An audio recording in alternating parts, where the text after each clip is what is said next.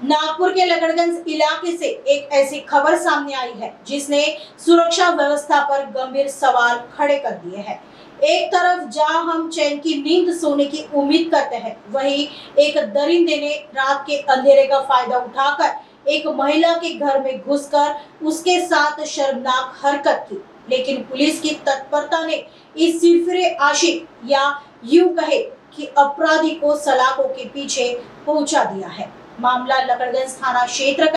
Police के मुताबिक शिकायतकर्ता महिला अपने परिवार के साथ 3 मंजिला मकान की तीसरी मंजिल पर सो रही थी।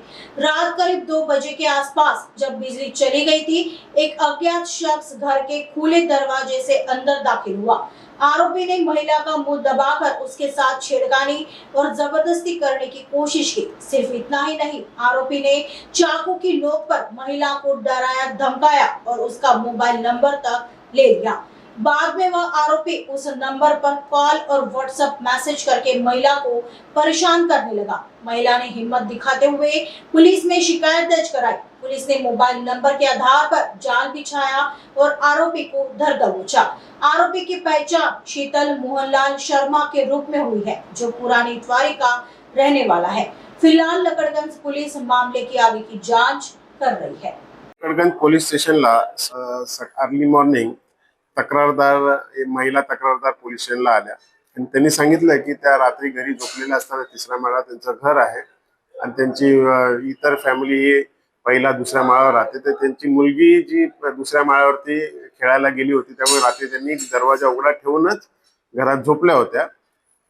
त्यावेळेला अचानक रात्री 2च्या सुमारास 2च्या नंतर एक पुरुष त्यांच्या घरामध्ये शिरला। ज्यावेळेला लाईट गेलेली होती, त्यांनी लाईट गेल्यामुळे